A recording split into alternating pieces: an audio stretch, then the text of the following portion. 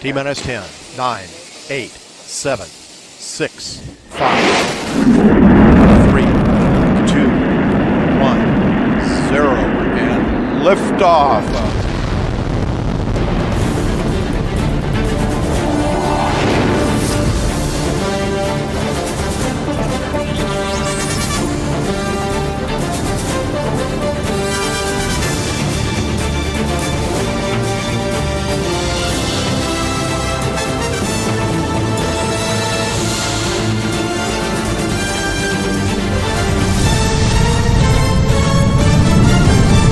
Joy Seekers are live.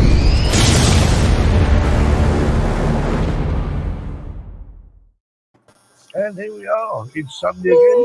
And hello, Seekers. Mad half hour. Wow. Mad half hour. We're going to go a bit of seriousness tonight. So obviously it's Remembrance Sunday, so we can't forget the people who actually died, so we can live the life we do today. So anyway, just to say hello to everyone. Hello to Kev and to Jackie and Terry. And Marcus is not feeling too good today, so we'll send the excuses. Anyway, right, we'll move on and we'll have a quick hello to who we're going to say hello to. We can't say hello to him, no. Hello to Brian and to Kim and Gary. Hi, Gary. Howdy doody drone druggies. Marcus is coming back. All right, okay. Yeah. Right, and Gary, I'll just bring Marcus back in the screen. There you go. We'll put Marcus in the right place. We'll put everyone in the right places. Jackie goes. Yeah, well, get vertigo up here. Oh dear. No, I'm in the wrong place. My place is next to Marcus. Where do you want to go then? Where do you want to go? Right, good on you, Marcus. And Jerry and that wasn't Skydio. What was that, Jeffrey, Marcus? I can't even say that, Tanya. Koslowski. What did you pass me? That wasn't the Skydio. What was it? No, it was not. It was. Skydio's in the bin now. Skydio's in the bin. And to Luke. And It's the Mavic 3. Recovery. We like it. Is it good? Facebook user. Yeah. You guys are wonderful. Keep up the great work with drones. See Marcus's video. Fantastic.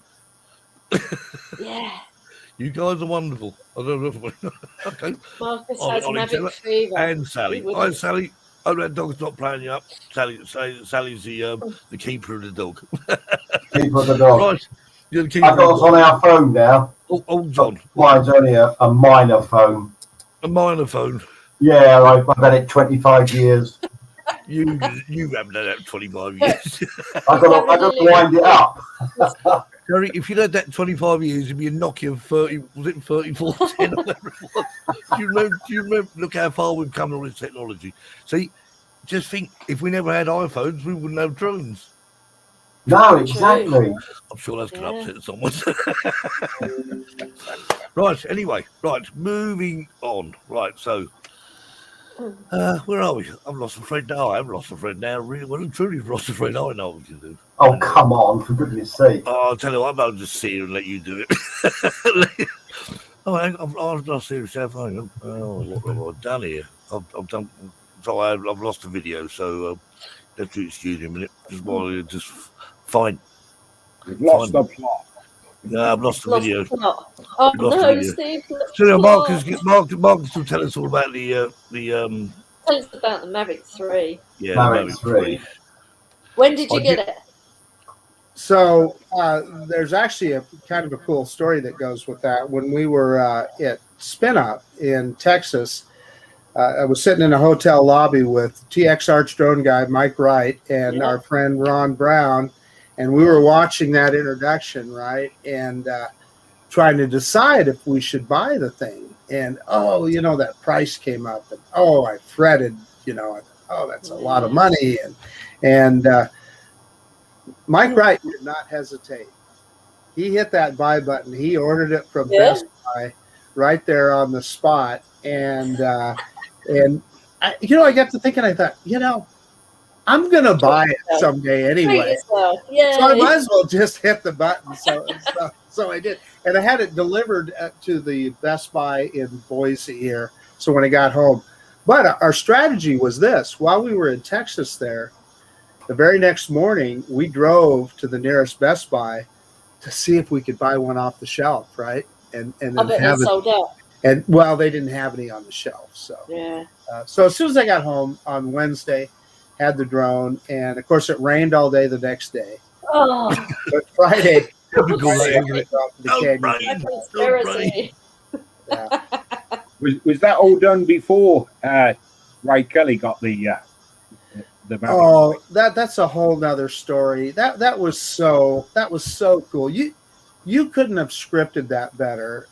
So we're all in the auditorium there, and they did that drawing to win a Mavic 3, and they called out Ray Kelly's name, and the place just erupted in cheers. You know, it was really cool. It was really cool. Kim Fancy said winning he's one, eh? been to China, the Netherlands, and now in Germany. I guess the next stop will be the UK.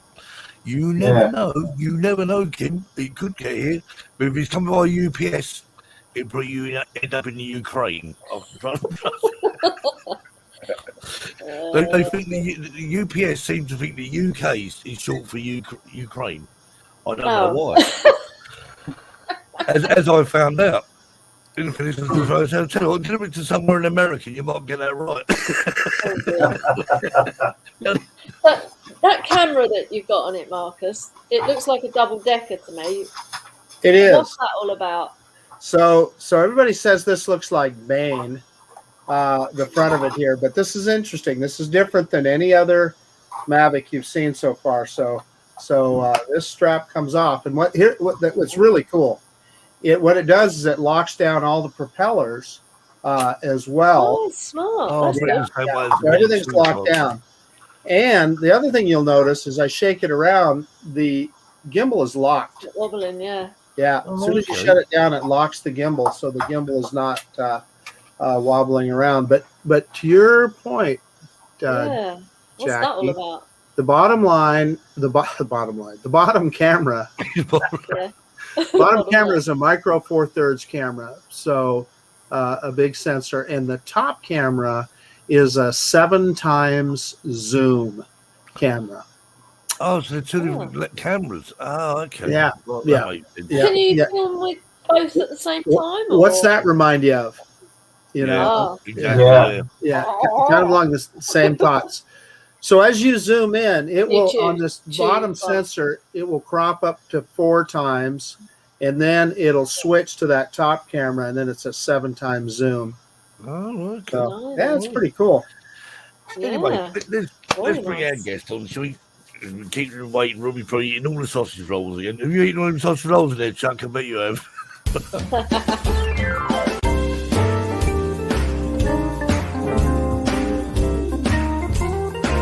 Let's welcome this week's Drone Seekers live show special guest.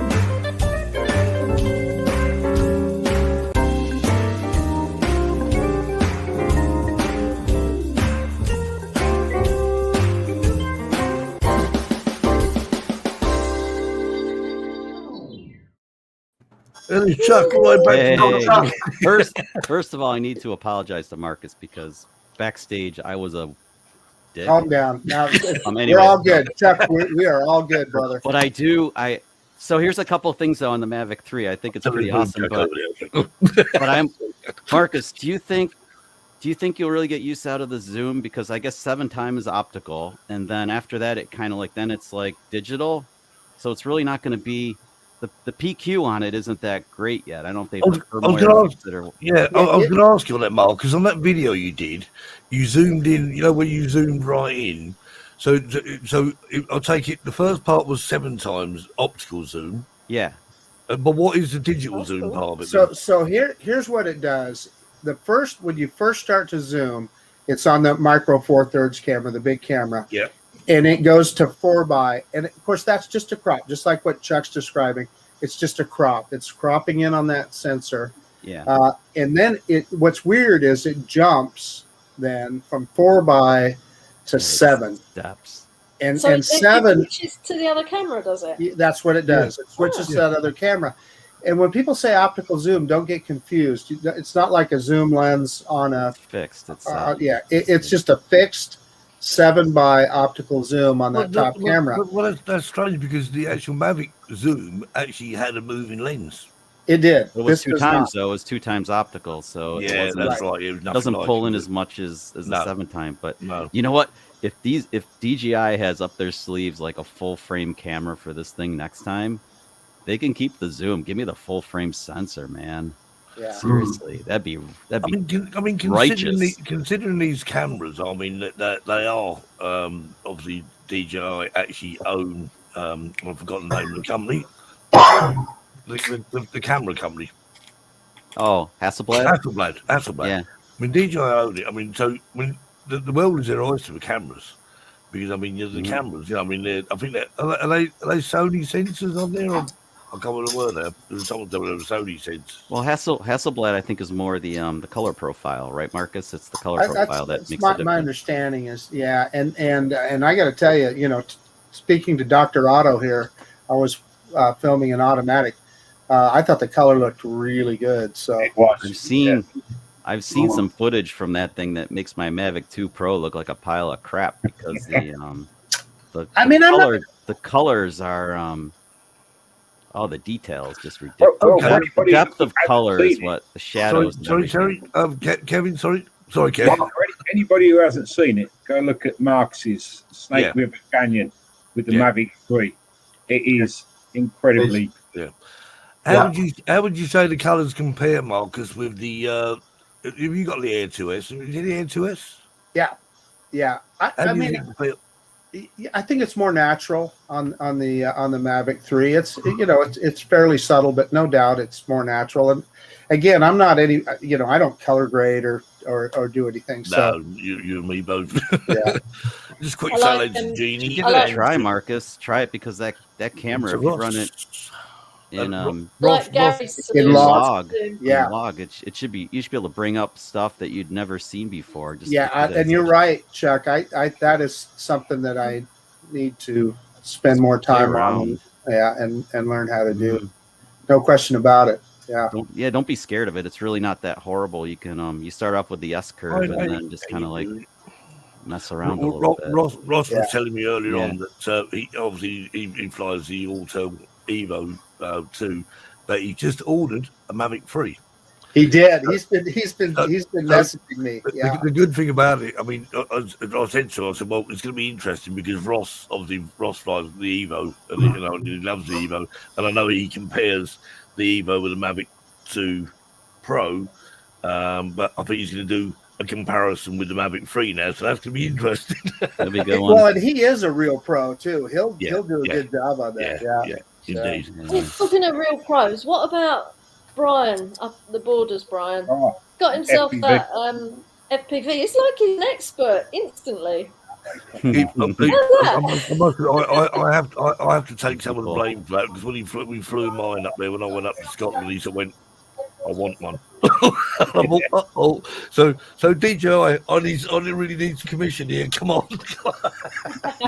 I can go every time someone this thing, this little dude. That's a baby. Yeah. I need to fly this in manual. Darn it all! I gotta grow a pair and fly this in manual. This is ridiculous. I will fly mine in I noticed Stephen Timewell on his first flight with his FPV, flying it in sport mode. Yeah, that's what I've been doing, and it's okay. Yeah, and he said it was all over the place. Keep leaning to one side. And I don't think he was used to the fact that that's exactly what it does. Yeah, but Terry, you can actually stabilise that in the software, can't you? Well, you can indeed, but were he to start, that's the first time he flew it. Were he to fly on the normal Brian says, look, can't put it down for a minute. Just been talking about you, Brian. Get used to it and then do your bits. Because he thought there was something wrong with it. Yeah, I mean, the thing is, I mean, it doesn't fly anything like the Mavics and whatever. It doesn't fly like that. It's not that sort of drone, is it? It is an all over the place drone, and that's what I love about it, really. Well, I know I saw you flying it, and I thought, I'd never do that. Flying it into my finger, you mean? I said to Jackie, bloody hell, did you see that? Exhilaration. It was fabulous.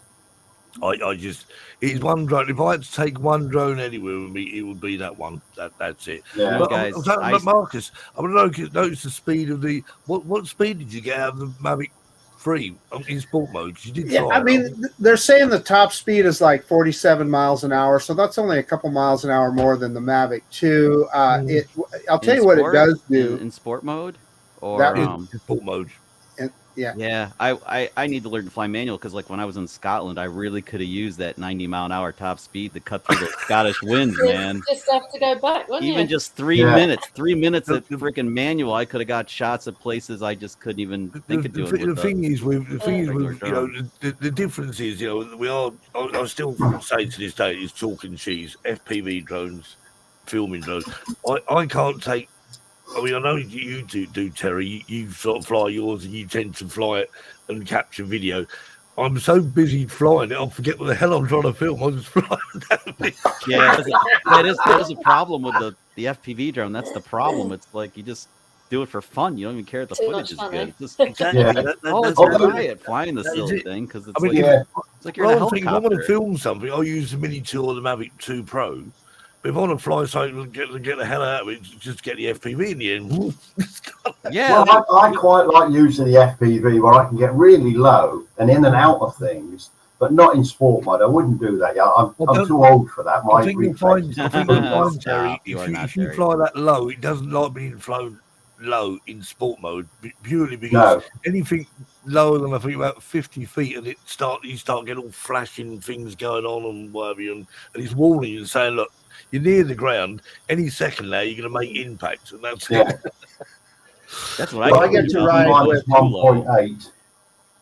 Yeah, I got to do a ride along with Doc Murdoch at Spin Up with just put on a pair of goggles and he was flying and he was in a traditional FPV drone. And by the way, it was at night. We were at a parking lot of a. I saw a video. Oh, that's where Ed Ricker was. Right? And Ed Ricker, watching him was just. He is a god when it. He is like you said. He just is. Yeah. I must admit, I watched that video, and the bit that got me, I mean, there was a bit flying outside, which was brilliant, but in the car park, in the multi-story, I think it was. Yeah, that was an IBM car. Parking structure, car park. Yeah. Honestly, that watching that fly around, I thought, any minute now he's going to hit something. Oh no. You might hit Shelby, but nothing else. I reckon that was just in tripod mode. You just speed it up. Yes. I see Jeannie says she can get 45.9 miles an hour. Was that the Mavic 2? The Mavic 2, yeah. The Mavic 3 is supposed to be 47, and I see Michael, TX Arch Drone guy, was just saying he had his up to 44 yesterday. 45.9. Yeah, 5.9. That's without a tailwind. Lab conditions. Well, I see my cousin Dre is in the chat. Oh yeah, Recovery 1. Hey Dre. Yeah. So Marcus, how was Spin Up? Yeah. Man, Fun? I still have a contact high. Nice. I'm just telling you. It was more fun than a barrel full of monkeys. Hanging around with like-minded people, talking about drones, flying drones. I mean, we just went from one really cool thing to another. Sunday, we went out to this huge park. I mean, everything in Texas is huge. Went to this huge park and flying everything. There was every kind of FPV drone, including the DJI FPV drone, every kind of camera drone. And then people were buzzing around on the ground with RC cars too. DeMarco Moore brought an RC car that would do about 1,000 miles an hour. I don't know that. and Al Duran was chasing him with his FPV drone and accidentally ran into him. They had a collision. That's surprising me with Al. With Al, who would have thought? Yeah. Yeah, who would have thought? Yeah. And by the way, Terry, I did do a ride along with Al too. I put on a set of goggles while he was flying. It was just his regular FPV drone. So got to see a little of that. I think you've got the bug, Marcus. It could happen. It could. I just think it's such Lift a off. fun drone to fly. It's a similar, you know. And I know Chuck says and Terry's. I think we're all in on the same. And Brian, Brian's chucked all his other drones in the bin. Well, he might as well. He probably has. Hey, Mike I think we Wright need is to making get Brian on the show next week to tell us all about it. Nice. Mike Wright is making a good point in the chat here. TXR Drone Guy. Ken Herron brought his V-copter. Oh, That is the damnedest thing you've ever seen in your You're life. crazy. yeah. Crazy. Yeah. I like this video. He's like poking at it. Like, Oh, Aldrin did that bit too. Yeah, in his video as well. Yeah. Yeah, but he took off right there, and you want to see Ken Herron get a little. You talk about somebody losing their temper. That thing wouldn't start up, and he was having to do firmware updates and stuff, and you could see his temper was just rising, going up. getting red and red and red. No, actually, Aldrin had to help him, and they got the thing in the air. And Aldrin had a little issue with his, I think. I've got flying Ken's V-copter. Yeah. Michael got to fly it. Yeah. So is it literally in the shape of a V then? Is this what is called a V-copter? Is it Two props and the body of the thing hanging down below it. Yeah. It's super cool, and they pivot and everything. The control. It's, right. So it's like is it like a plane type body? Then? Is it? I mean, I can't. I'll have to see what is a V-copter actually. No. It's just a flying V, isn't it? Yeah, exactly. No body to it, no fuselage. Yeah, with just two props, and the body kept. It was like a pendulum. When it would come to a stop, it would wiggle back and forth. Okay. That gimbal had to do a lot of work. I'm quite sure. Yeah. I'm not sure with the Mavic 3 being so fast and having 40 plus minutes of flight time, how the V-copter is ever going to compete with it, especially with that weaker sensor and stuff. But it's a good first go. It's a very first good go at something new and techie like that. It's a novelty. It really For now, yeah. We'll see if what is what make is that V-copter? I've seen one on there. 00 Robotics. I've seen one of these called this one by Falcon, but that looks like a Mavic with two arms. That does. It really does look at it more like a Mavic Pro. Kim says it looks like the Starship Enterprise. Rotors fitted. I suppose it kind of does. Yeah, yeah. Oh, they did have V fighters, yeah, because didn't the they? Starship Enterprise has got 2 bits coming up, hasn't it? Yeah. Yeah. The engines are in the rear, though. Yeah, these sweep forward. Oh, that'd be a great design for a drone, wouldn't it? An actual Starship Enterprise design. There he is. Oh, it's gone. It's vanished. Where's it gone? You hit it behind the yeah. There you go. That's it. That's the one. Oh, that's weird looking. Yeah, it's pretty weird. It has looking. got a body then, but it does. Yeah. I think I'll give that a miss. Yeah. Leave that on. I was just about to put a sweet in my mouth. Oh, sorry. Oh, I'll put the V-copter back on. Hang on. I'll blow my nose and pretend. This is where you got written off as a. I first saw the V-copter at CES in 2020, and they had a little display, and all right, people could put $100 down on it and so forth. Well, 2 years later, they're finally getting grown. Yeah, they never gave up. I'll give them credit. They never gave up. Just stayed at it. And it appears to be a pretty finished product, right? I mean, yeah, it looks. Tom's got Mavic Cine heading my way. Oh, heading Tanya. I'm holding out. I'm waiting for the firmware to get straightened out because I think then it's going to be pretty Mavic formidable. with category marking on it, so I can fly it. Michael's got some Star Trek Enterprise flying drones. He does. You need to see Michael. Michael. That would be good. Yeah. Star trekking across the universe. That would be cool. Must remember that song, surely. Star trekking across the universe. Marcus, are you going to get the smart controller for it, do you think? No, Jackie, that must be like my FPV remote. That might go backwards. Oh, what? Huh? Chuck, have you got a motion controller for the FPV drone? Oh, no. All right, Chuck, I'm going to ask you a very serious question now. How do you make it go backwards? I haven't made it go anywhere with this thing reverse. because I the first time I got it, I tried flying with it. I was like, what the hell? And You then, don't like it? it's just sitting here with an inch of dust on it. Actually, some dust just fell off. I'll send it over, Send it Chuck. your I'll way. buy it off you. Yeah, Terry wants I one. absolutely love it. I love the motion controller. I probably would. How do you make it fly backwards? I don't know how Actually to read make the the drone manual. go backwards though. I can't I make have the to drone read go the backwards. manual on it to figure it He out. can't make it fly forwards, let alone backwards, Jackie. Chuck, did you say read the manual? Who wants to I've fly an learned- FPV backwards though? It's always Well, yeah, but when you've got the sticks, you fly a Yeah, drone yeah. backwards, don't you? Okay. you can, but I mean it's kind of unsettling because unless you know where you've been, it's a little dicey. Well, no, it's It's like Brian, a predator. It's your always it's like a answer, predator. man. You're always looking forward. You have eyes forward. You don't have anything behind. Oh, there you go. Look. Yeah, Right, Brian right. says you Go can't backwards. fly back. There What? you go. Can't fly Well, there you back. go. See, I'm not All right, missing out. I yeah. don't know how. I See? just didn't know. But with the remote control, That you goes fly backwards. backwards, can't Yeah, you? you can. Yeah. Yeah. And that's what that was the point, Jackie. I mean, I'm saying, But that it's kinda obviously- dicey, like, If I fly backwards, like, I feel like I have to flip the goggles up and like make contact with it. Like, 'cause, like, am I gonna back into something? Because Do I you, really uh, wish they had. I wish they had like a rearward, like a little crappy rearward camera on it, so you had like a little picture, Well, back, like a reversing backup camera. cam. Reversing. Beep, No. beep. Yeah. Yeah, You beep, sit beep. down when you're flying, Yeah. Chuck. When you fly the thing back, it goes, this drone is reversing. This drone is reversing. When you're flying, Chuck, with the FPV, do you sit down? No, I've stood up. I do get a little goofy sometimes, You but get a bit. Yeah, I've got to sit down. I Doesn't think make it's sense. best. You're best to brace yourself when you're flying it, I guess, because I have come close to objects. Like I was flying around the schoolyard, and there's this lacrosse field You with the just wanna dodge bars, it. and I find myself like ducking, even though it's not going to save the drone.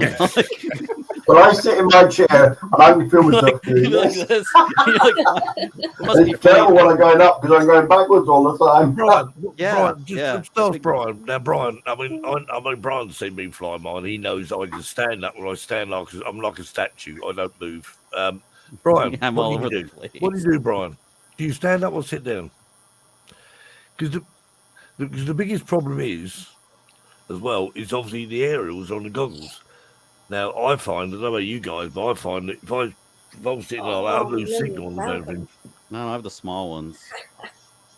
Yeah, I'm thinking of getting those. Are they better than Chuck? I don't think they're better. They make it easier to pack it into a bag because you don't have to. That's take them right, and they can They're- stay on, can't they? Right, they're a lot shorter. They're about half the height. I don't have the other ones with me, but they're, the other ones come out about twice as So you far. don't have to take them off and forget. Yeah, to they put fit in them the camera bag better, which Well, is the one Don't that do a people Terry. take that, yeah. four less things that to screw on and off. And I've heard guys tend to over torque them and they'll break the connectors on the. Now, you goggles. try flying without your aerials on, without the antennas Oh, I on. have it's not ever so tried. funny. Yeah, I did. I've lost signal. Just stand up for a How'd it week, work sit out, down Terry? for a No, well done, Gary. Brian says stand up. There we are. There we are. Yeah, I know most people stand up or they lock themselves in position when they're. Listen, I can't. just doing a ride along, I was leaning You do up get against woozy. Johnny Drone Flyer, right? And Yeah. of course, clearly he didn't like that, so he went and got me a chair. Said, "Sit down." It is best to sit down. I'm pretty sure Evening, it's Russell. best. Hope you're all Hi, keeping Russell. well, late to the show. So anyway, we're just in time because obviously Chuck, as you know, went to Scotland. I'm going to say about 4 weeks ago now. Man, it feels We've like got yesterday, keeping but yeah, it it was the end of vlog. September to like So early you just October. released your third vlog, the third one. Third, yeah. So Never going back. He's too scared. So I thought what we'd actually do, I said we couldn't show the whole video on there, so Chuck very kindly made me a Cut it teaser. down. So there we I go. hope it's totally. Greyfriars Kirk is located right in the city centre of Edinburgh, Scotland, and it's known to be the most haunted cemetery in all of Scotland. Everything we saw here was just incredibly creepy. Gloria, this is the burial vault. Can we open the door? No, we can't open the door. We can try. We can't imagine what it'd be like to walk through this place at night and alone. So the churchyard was founded in August of 1562. It actually replaced the churchyard at St. Giles Cathedral in Edinburgh. This section of memorials is in front of Candlemakers Row. Just off to the left, you'll see the Elephant House Cafe. Harry Potter fans will know all about this place. Lori found an open cell. It was one of these? Yeah, they had a roof on it, so it wasn't this one. They're not all open either. This is crazy. I know. They come here at night. Huh. You have fun with that. We weren't even close to being done exploring this place.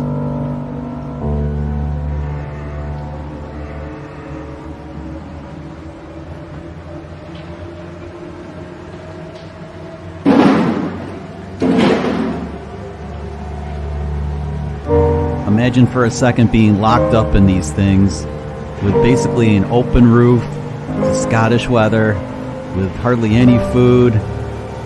I think you'd wish you were dead. I can understand why these are haunted, and I'm sure they're haunted.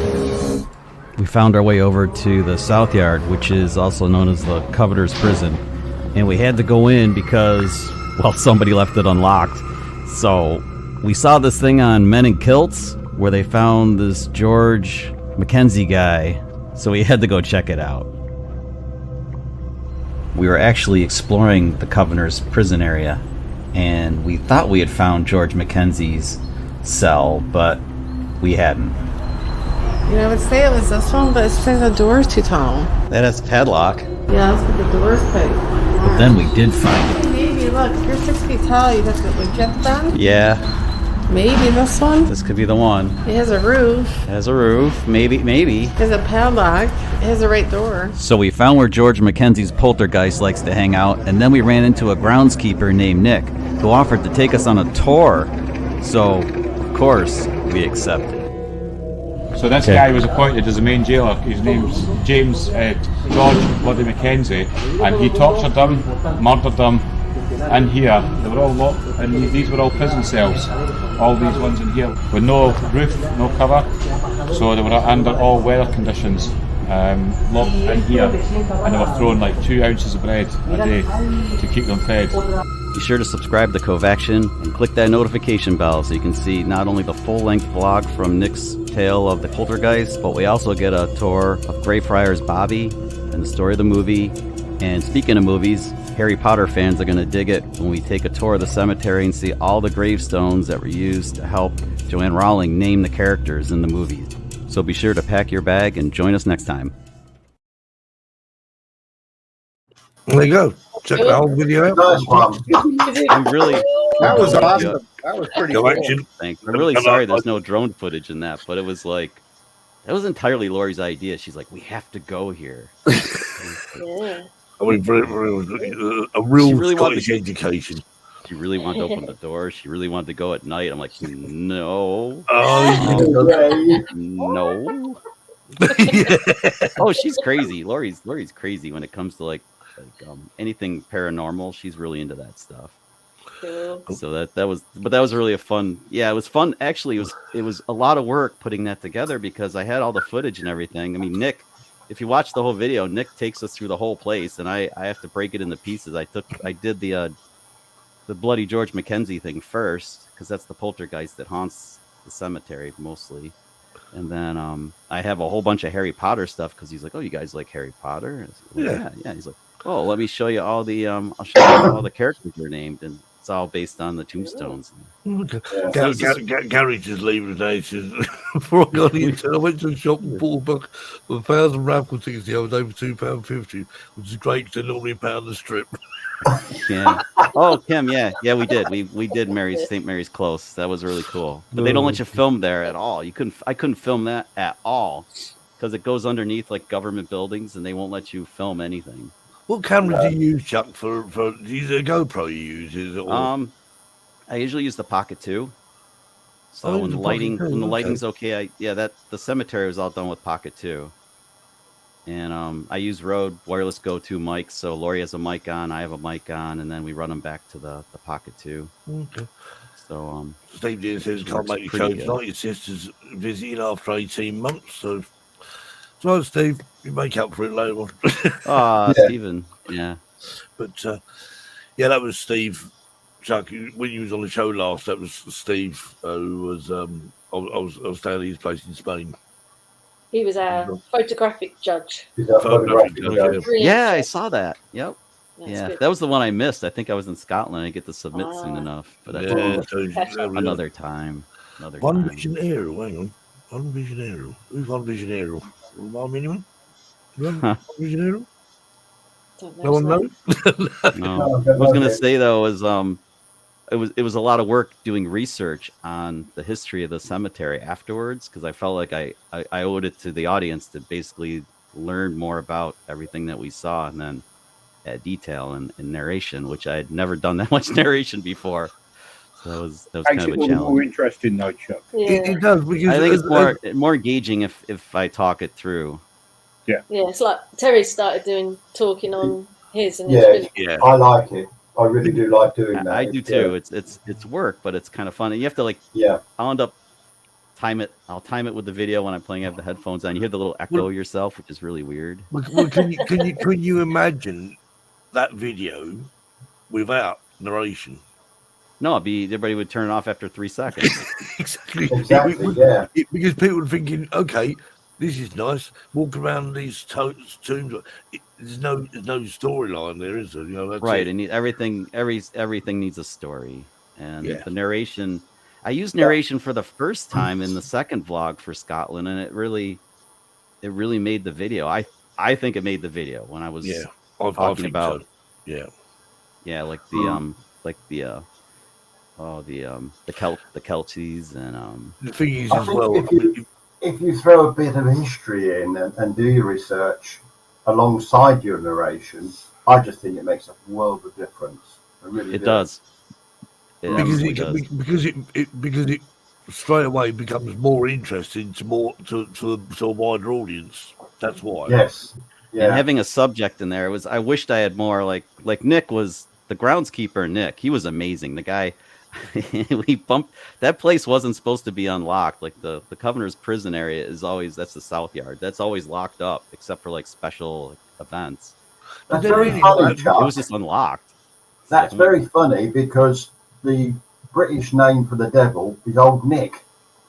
Oh, that's interesting. Really now. So, yeah. Well, Nick has my YouTube channel because he asked me. He's like, because I asked him if I could film all of it. And he's like, oh yeah, sure, that's fine. He said, and then after we were done, real. He was a real person. I think he was You real. might have met the devil. Wow, that's pretty profound right there, Steve. I don't know, man. Maybe he showed up on camera. That'd be something, wouldn't it? Instead of trying to Especially if you could see through him. Yeah, that was one thing, Terry. That when he went in through the gate, he didn't open the gate. He walked right through it. Yeah. That would have made a huge difference to your narration, then, Chuck, wouldn't it? Yeah, What's he done? Where'd he go? He spent his lunch hour with us, which was pretty nice of him too. Yeah, like his coworkers, he went over and caught up with his coworkers. Said, I'm gonna take these two guys like around to show them the place. And did he eat anything? They said they VIP treatment, hey? That's good. Well, we were kidding. I saw him. They were moving wheelbarrow full of gravel like around. They were taking gravel from one cell to like another. And I just asked him. I was like, "Hey, what's up with the gravel? I mean, like, does it like erode or something? Or why are you moving this stuff around?" And he smiles. He says, "No, my boss is making us change the color." I was like, "Really? Like, really?" I was like, "Isn't that just like a boss?" And he's like, yeah. And then he kind of doubled back around. Lori and everybody had cleared out of like that area, so we had it kind of all to ourselves, which is kind of wild. And then he came back and asked us if we'd like to take a tour. And he said, "You could pay for one down there, but I'll do it for free." I was like, "Oh, that's cool, yeah." That's cool. And then it all just kind of just came together, which was really, really super awesome. So check out Kovac, and have you got another one in the pipeline? When's that going to be out? Chuck? I hope I'm a week behind now because I had to go to Minneapolis for work this past week, but it was more like work than drink all night with the guys that I hadn't seen in forever every night. So there's a lot of beer pictures on Facebook, but Yeah, hopefully a week from today we'll roll another one out. I'm trying to do them once a week, but you guys know how time consuming editing is. It's really So how much of the footage? Where are you in the scheme? That was vlog 3. So I mean, where are you in the I don't know. I've just been I wade through the footage and come up with a story and work on another one. And when I run out, I run out. So you're not doing it in order of like. Well, this one could have been much later in the trip because Edinburgh was like the last 3 days of the trip. But I really wanted to get this one out more like in tune and time with Halloween.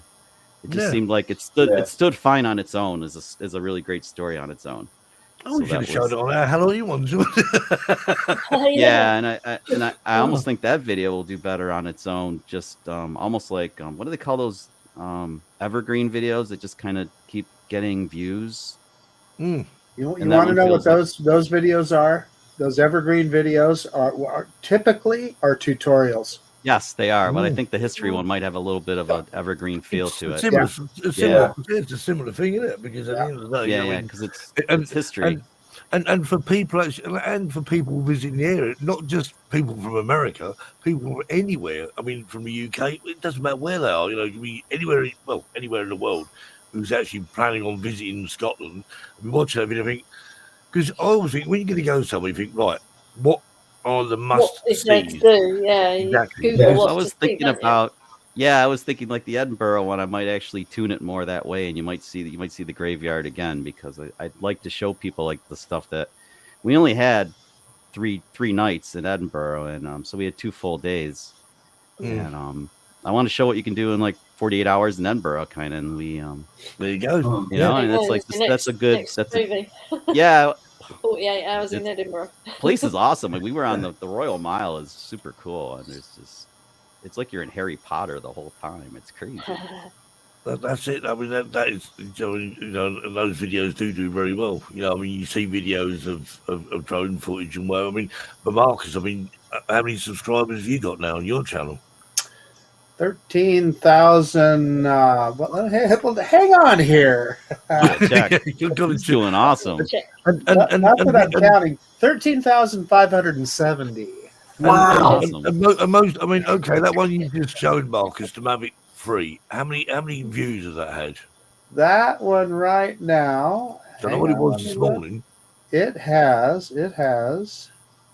about 2,700 views, a little over 2,700 views. Wow, that's a lot. I'm sorry, buddy. I'm sure it was only about 148. Was it yesterday? When did you post it? Yeah, I just posted it yesterday. Yeah, it's been up for about a day. Yeah. Now, if you really want to get some views, the one that I did with my daughter flying the Mavic Mini. Yeah. Well, let me tell you what, that one was about 8,000 views in no time. She got the views. But one of the biggest videos that I did was when the Mavic Mini first came out. I did the same thing. I flew it out over the canyon, and I think that's way over 100,000 views now. Yeah. Goodness me. Yeah. I can't think of his name. There's a guy who's in the UK who started a channel. I call him the guy with the crazy hair. He's like this crazy hairdo. I can't think of his name. I never subscribed to him, but he started off like with no subscribers in the spring, and now he has like all he does is the Mini 2. That guy's amazing. What's that channel? Yep. Yeah, I know I didn't subscribe to him because I'm jealous of him, so I didn't subscribe to him. Like, damn it, watch this. Look at this guy go, and he did everything. He's doing everything right. Everything he does is right. And Brian obviously lives in Scotland. He lives in the borders of Edinburgh. Yeah, that's right. That's the guy. That's the one. Yeah, he's awesome. I should subscribe to him because he deserves it because he really is awesome. He was experimenting with the Mini 2. He's like getting it to do like, you can't do follow me with the Mini 2, but he came up with a way that came up with a way to make it work using one of the other modes. And like he did orbit or something, and he had it kind of like follow. It sort of will follow you in orbit, kind of. Yeah, that's the most disappointing thing about the Mini 2 is that if it had a couple of sensors and could do that, we know what the Mini 3 is going to be then, right? There you go. It's going to be like the Autel. It's going to have massive big camera on it, so the drone goes on it. Oh, yeah, I'd be flying like this all the time. It'll But fly the Still thing like too waiting is for my DJI Mini FPV Skydio. yeah. That's what I'm waiting for. Well, Yeah. what Marcus has with the Mavic 3, the thing that I find most intriguing about the Mavic 3 is the fact that it's borrowing the Skydio tech, where it has the sensors are at all four corners on the fuselage. Because Skydio said the reason they had fixed arms is because they needed the sensors to be fixed. They couldn't have them moving around at all. So DJI is like, oh, watch this. We'll put them on the body, Yeah. and we get the full view, and we can still fold our arms in. So I mean, that's just genius right there. But if they get that obstacle avoidance to work like I think it should work, then sign me up. But right now, I'm still. I know, Marcus. I was a jerk earlier, but We're good. seriously, it's like that's the thing that's kind of bothering me about it right now, because DJI's never been great at obstacle avoidance, and I think this Mavic 3 has the potential to be ridiculously good at it.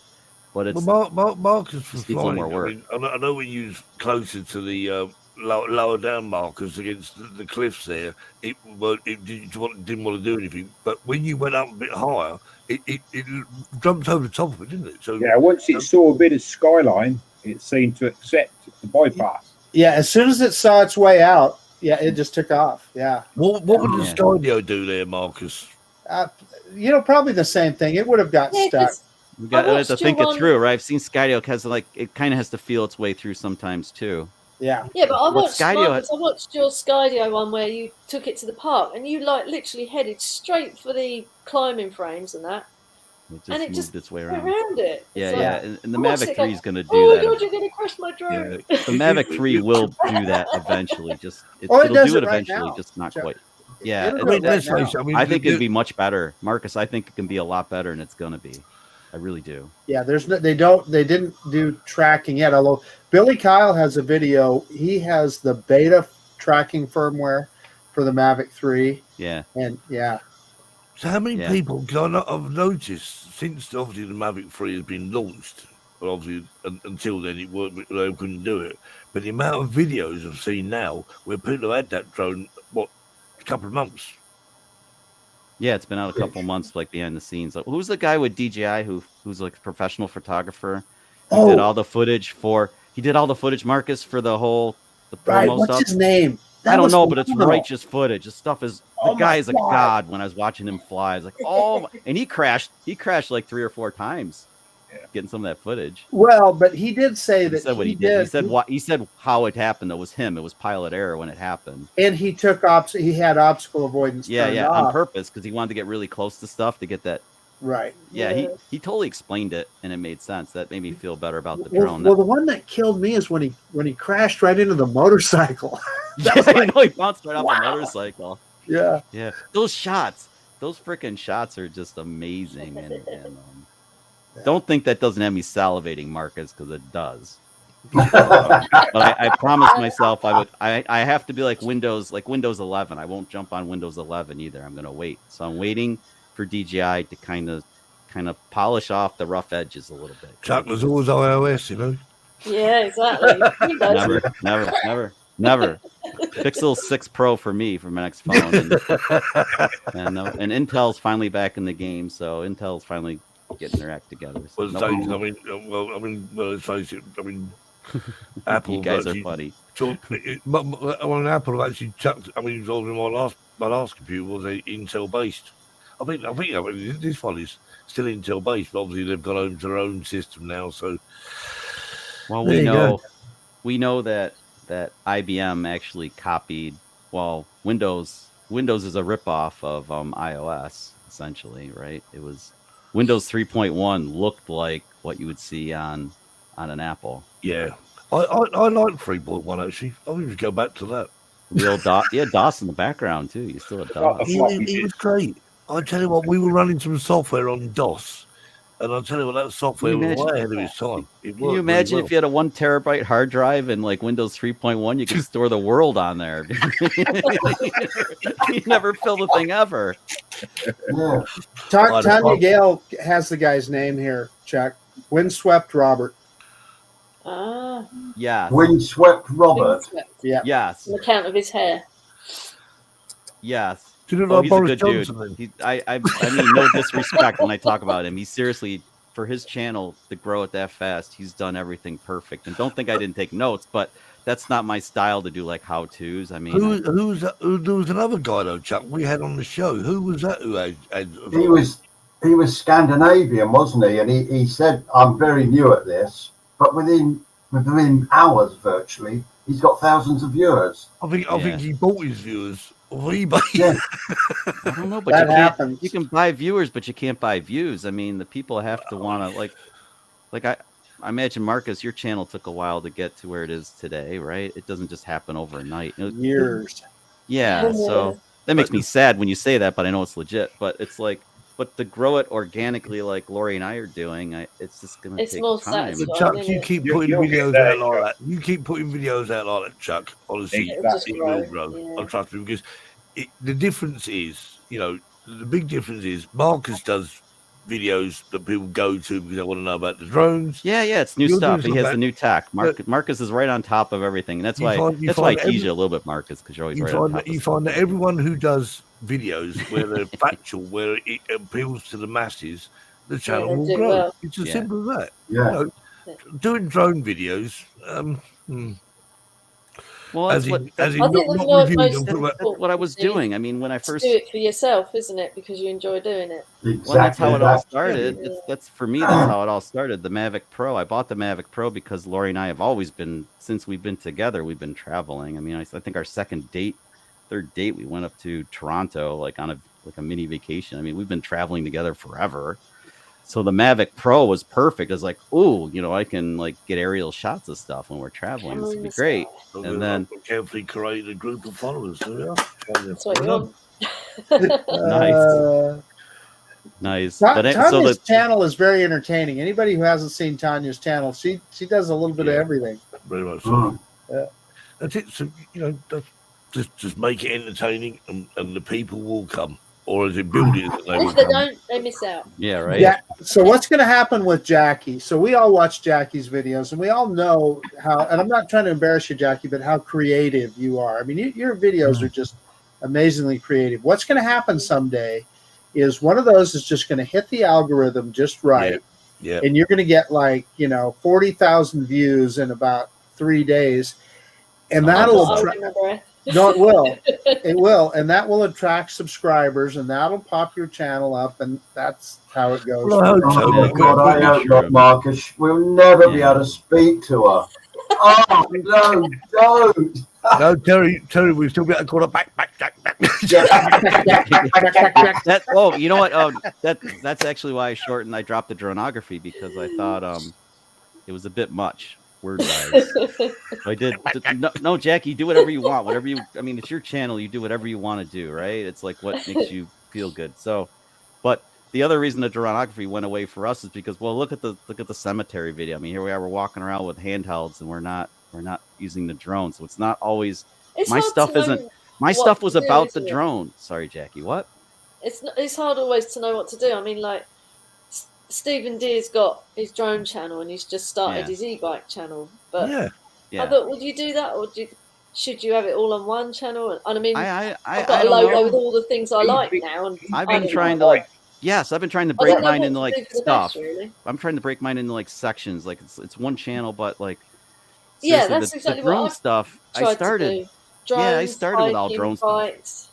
And then, you guys are both doing right. What both Chuck and Jackie, what you're both doing right is you always tell a story. Yeah, your videos, you tell a story, and I'm telling you, that's the secret to success on YouTube. Is you have to tell a story. I mean, it's like what you said earlier, Steve. People see all this. There is some beautiful drone video out there. I mean, way better than anything I can ever produce. But nobody watches it because it's just a video. It's just drone footage and B-roll. It's a bunch of B-roll strung together. Right? Talking about stories, obviously we know that today's Remembrance Sunday, and we must never forget the people that fought in all the wars, wherever they may be, young and old.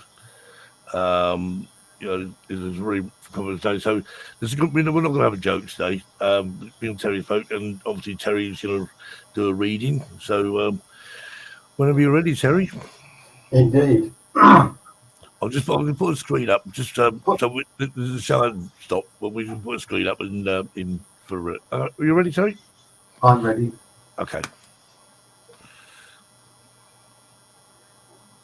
Off you go. For information, really, for everyone, the Armistice Day was on the 11th day of the 11th month of the 11th hour, and we celebrate that every year in remembrance of all of the fallen, not from just the First World War, but right the way through. And we can start to bring in Vietnam, we can bring in the Gulf Wars, we can bring the Falklands, everything. And it's not just for British soldiers. I'm an ex-military man, and I have a great deal of respect for serving soldiers and veterans.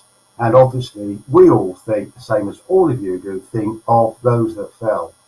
I wear a poppy, as most of us do, on this particular day. Now, that poppy signifies the death of a serviceman on Flanders Field and subsequent battles during the campaigns.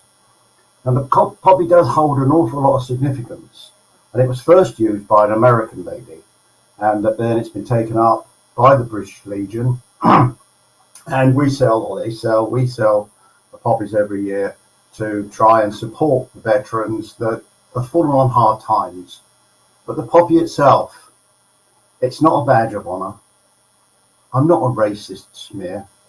I'm not a fashion statement to be worn but once a year. I'm a glorification of conflict or of war. I'm not a paper ornament, a token. I'm more. I'm a loving memory of a father and a son, a permanent reminder of each and every one. I'm paper or enamel. I'm old or shining new. I'm a way of saying thank you to every one of you. I'm a simple poppy, a reminder as you all that courage, faith and honour will stand where heroes fall. Thank you.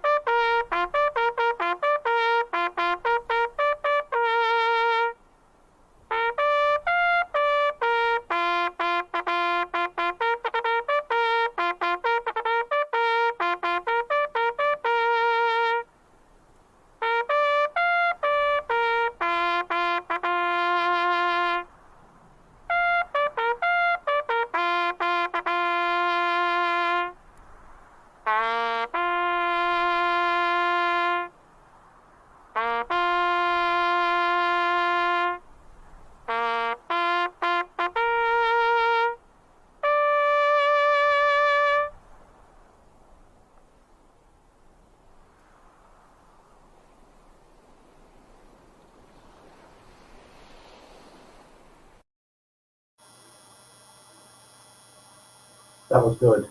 Thank you. Awesome. There we are. Okay, so just so we all remember, this is a drone show, but there's actually a bit of drone footage in the front of that as well, which I thought was quite. It was. That's nice, isn't it? Yeah, nice and put together. I love how it. I just love how you switch scenes. Like that was quite close. Stonehenge. I think it was actually done by the army, I believe. It was. That's done. It was done by the Royal Green Jackets. It was their drums and bugles, and they did a whole program on bugle calls and drumming, and that was one part of that video. The rifles, they were the front battalions in any skirmish war or anything else, and they would be right up front in the Peninsular Wars and Battle of Waterloo and everything. Very, very famous regiment. Yeah. So, yeah. It was nice to, yeah. So anyway, thanks for that, Terry. That's No, I appreciate everyone listening. No, well, at the end of the day, this is what we do. You know, this is going to be a thing that on Remembrance Sunday. We done it last year. We do it again next year. And every year. And every year. Exactly. Until we're old and grey. Yeah. Sorry, what did you say about grey? What did you say? I said until we're old and grey. I went, oops, too late. Distinguished. Right, Terry, we're past the grey stage. We're on the white stage now. Oh, I'm totally white now, I tell you. That's why I have my hair cut short.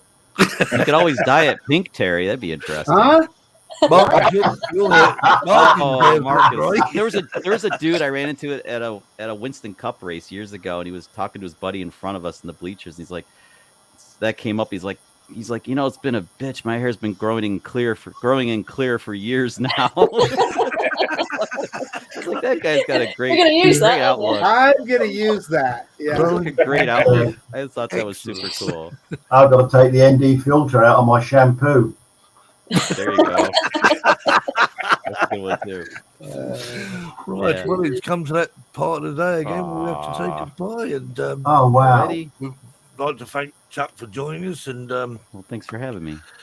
we'll have you back again soon. So we'll see you all again next week for another episode of the Mad Hour. No, it's not really. We do have some serious parts, as you know. So anyway, thanks for joining us, everyone. And Chuck, thanks very much. Kev. Thank Terry, you very much. Marcus, Jackie. So we'll say goodbye and we'll see you all next week. Take care, guys.